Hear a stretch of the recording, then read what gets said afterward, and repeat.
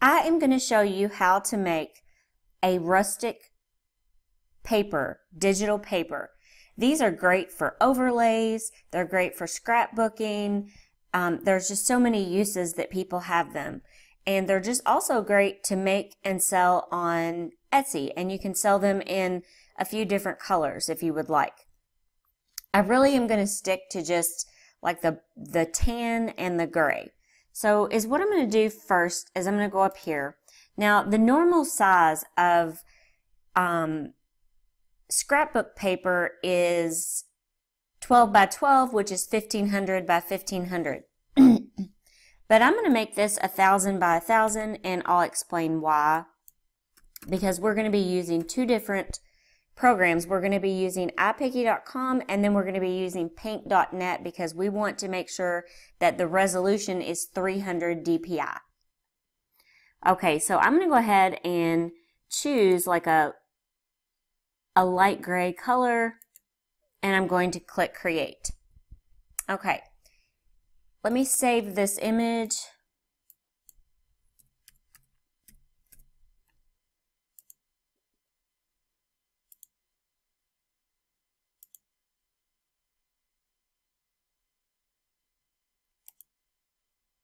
Okay, I am going to export this to the editor.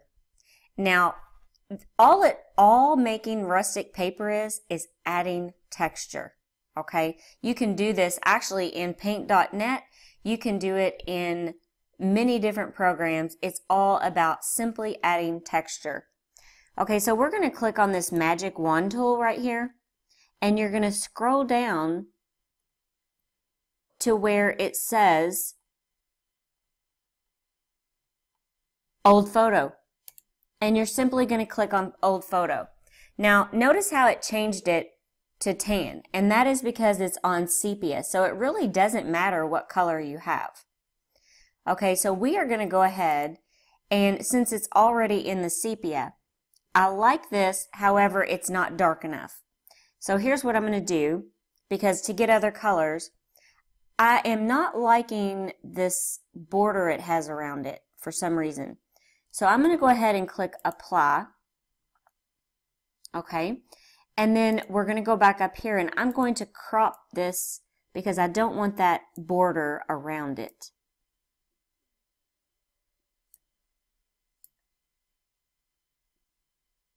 Okay, and I'm going to click apply. Well, we kind of want this in different colors, so I'm going to go ahead and save this.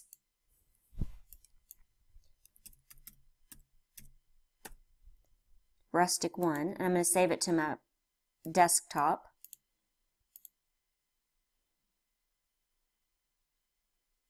Okay, and we're going to click on continue editing. Okay, so is what we want to do now is we kind of want to take and mess around with the color. You can click on exposure right here, and if you just take the exposure down a little bit, I just took it down to -6, then that changes it to a darker color. Okay, we're going to click apply, and then we're going to click save.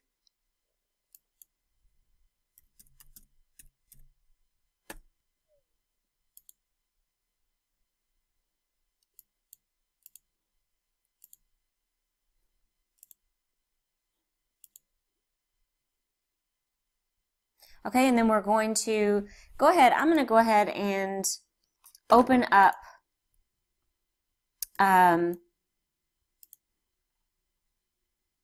this same brown box.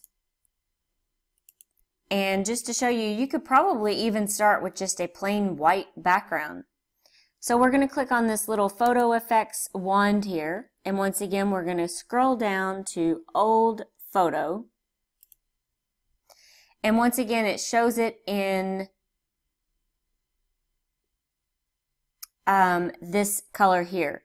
If you click on black and white, it's going to change that. Now, once again, I don't like this border around it. So I'm going to go over here, and I'm going to crop the picture.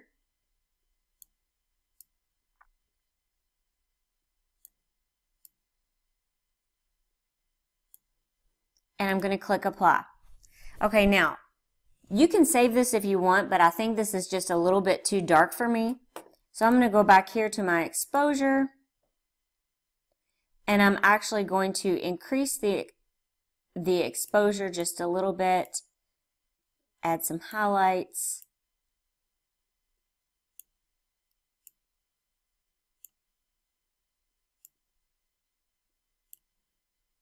And I'm going to click apply. And I think I like that just a little bit better.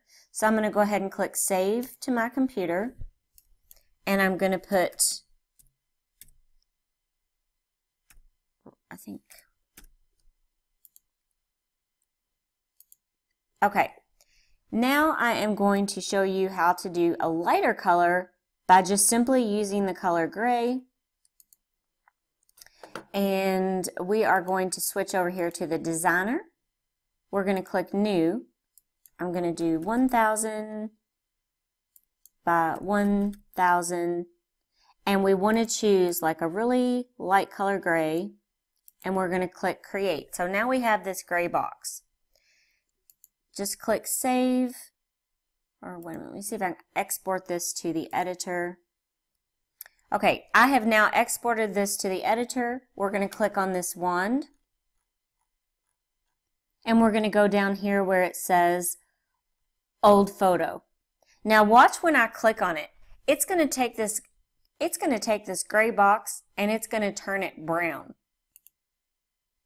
And that's because it's on the sepia. We want to click black and white, and we want to click apply. Okay, so once again, I'm kind of thinking that this is just a little bit light, but let me go up here, and if you want to do it in several different colors, I've already done several. We're going to go over here and we're going to crop this picture because once again I don't like that border for some reason. Okay, and we're going to click apply, and I'm going to save this.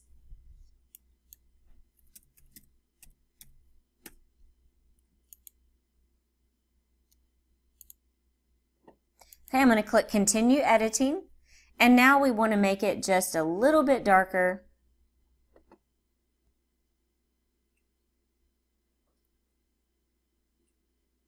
And we can do that simply in the exposure by just taking it down a little bit. You notice just taking it down -4, it has already made it a little bit darker.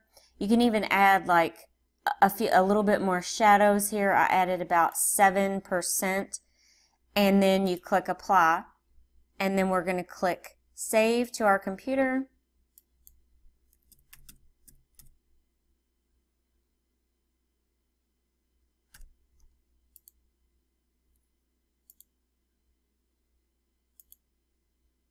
And I'm going to close the photo. Now I'm going to see what happens when I start with just a plain white template. I think I've got a white box in here already that I can use.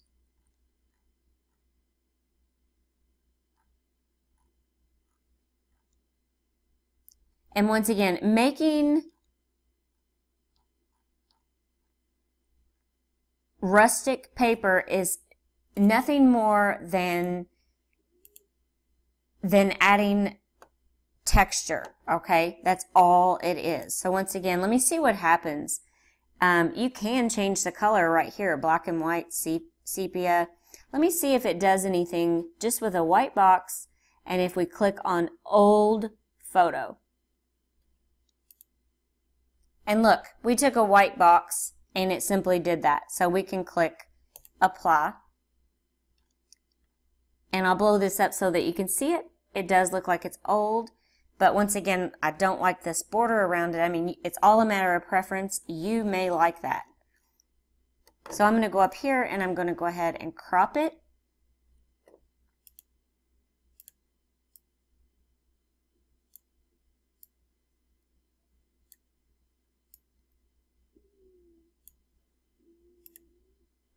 Okay, and I'm going to go ahead and save this image to my computer.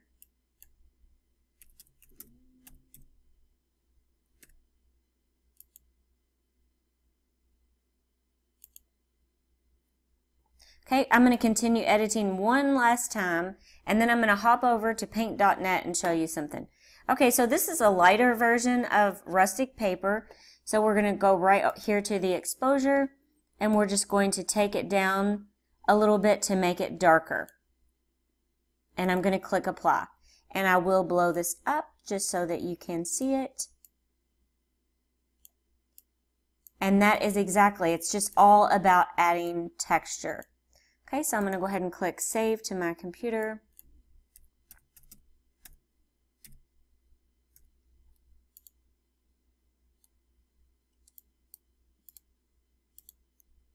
Okay, I am going to hop over here to paint.net, and what I'm going to do is I'm going to open this up, and we are going to change the quality of this paper. Okay, so we are going to File, Open. I'm going to go to my desktop, and I am going to upload one of these Rustic papers that I just made. I'll just do this one. Okay, so here is our Rustic paper. We are going to go here to Image, and we're going to click on Resize. Okay, so right here, this is where we want to change the quality. Okay, so right here we're going to put 1500 by 1500 because that is a 12 by 12. And on here we're going to put on the resolution, we're going to put 300. Okay, and then that is going to save it into the best quality.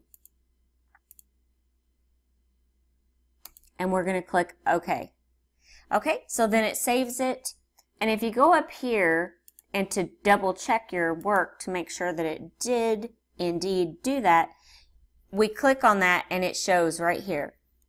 It has a resolution of 300 and the width and height is 1500 by 1500. And we're going to click OK. And now we are going to save this image, and it tells you that the quality is at 100% here. We're going to click OK, and we have now saved our image. If you have any questions or comments, please leave them in the comments section below. Also, again, please do not forget to subscribe to my channel and hit that bell notification so you do not miss out on any future videos that I will be uploading just like this one. You can actually take these and you can bundle these up together and you can sell these papers on Etsy. You know, if for anyone who is selling digital papers. So I hope this was helpful. Thanks so much for watching, and I hope everyone has a great day.